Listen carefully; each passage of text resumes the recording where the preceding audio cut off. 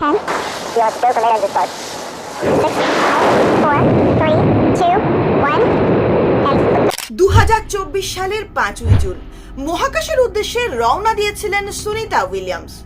8 দিন থাকার কথা ছিল আন্তর্জাতিক মহাকাশ কেন্দ্রে, কিন্তু অপেক্ষা উদ্বেগের অবসান ঘটিয়ে পৃথিবীতে ফিরলেন সুনিতা উইলিয়ামস। দীর্ঘ 9.5 মাস পর পৃথিবীর মাটি ছুঁলেন সুনিতা ও তার সহযাত্রী ব্যারি বুচ উইলবোর। ফ্লোরিডা উপকূলে আটলান্টিক মহাসাগরের উপর তাদের নিয়ে নামল স্পেসএক্সের ক্রিউ 9 মহাকাশযান। ওই মহাকাশযানে চেপে পৃথিবীতে ফিরলেন নাসার নিখেগ এবং রাশিয়ার রসকসমসের আলেকজান্ডার গর্ভনভ। মঙ্গলবারই আন্তর্জাতিক স্পেস স্টেশন থেকে পৃথিবীর উদ্দেশ্যে রওনা দিয়েছিলেন সুনিতারা। দীর্ঘ 17 ঘন্টার যাত্রার শেষে মঙ্গল বুধবার ভোর রাত 3:27 পৃথিবীতে এসে পৌঁছন তারা। ফ্লোরিডা উপকূলে আটলান্টিক মহাসাগরে নামে ক্রিউ 9 মহাকাশযানের ওই ক্যাপসুলটি।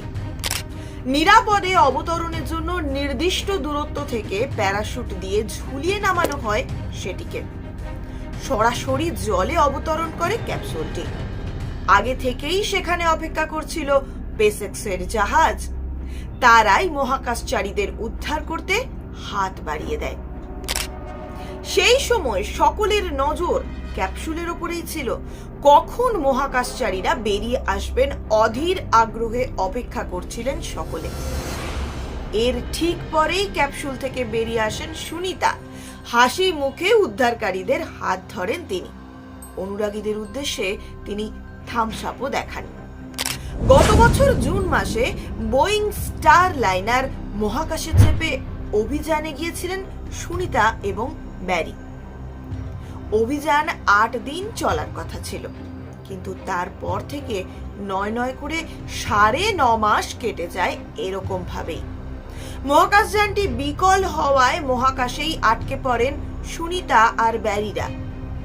পরে মহাকাশযানটিকে সারিয়ে পৃথিবীতে ফেরত আনা হলেও ওই যানে সুনিতাদের ফেরানো সম্ভব হয়নি। ঝুঁকি নেয়নি নাসা, বরং ইলন মাস্কের সংস্থা স্পেসএক্সকে দায়িত্ব দেওয়া হয়। তারপর বারবার পিছিয়ে যায় সুনিতাদের ফেরানোর অভিযান। তবে শেষ পর্যন্ত নিরাপদে পৃথিবীতে ফিরে এলেন সুনিতারা।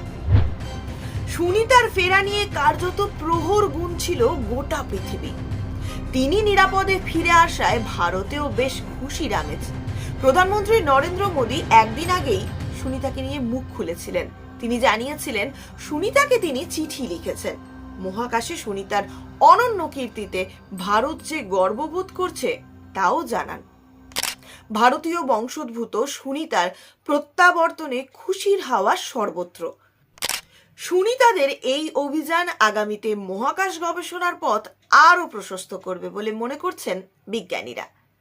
9 মাসের মহাকাশ ভ্রমণ শেষে পৃথিবীর মাধ্যাকর্ষণ শক্তির সাথে সামঞ্জস্য করাটা উইলিয়ামস এবং উইলমোরের জন্য চ্যালেঞ্জিং হতে চলেছে।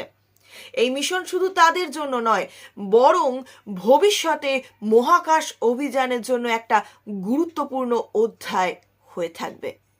তাহলে কেমন লাগলো আজকের এই ভিডিও? সুনিতার প্রত্যাবর্তন নিয়ে অবশ্যই লাইক, শেয়ার, কমেন্ট করতে ভুলবেন না। আর নতুন হলে অবশ্যই সাবস্ক্রাইব করবেন। ধন্যবাদ সকলকে।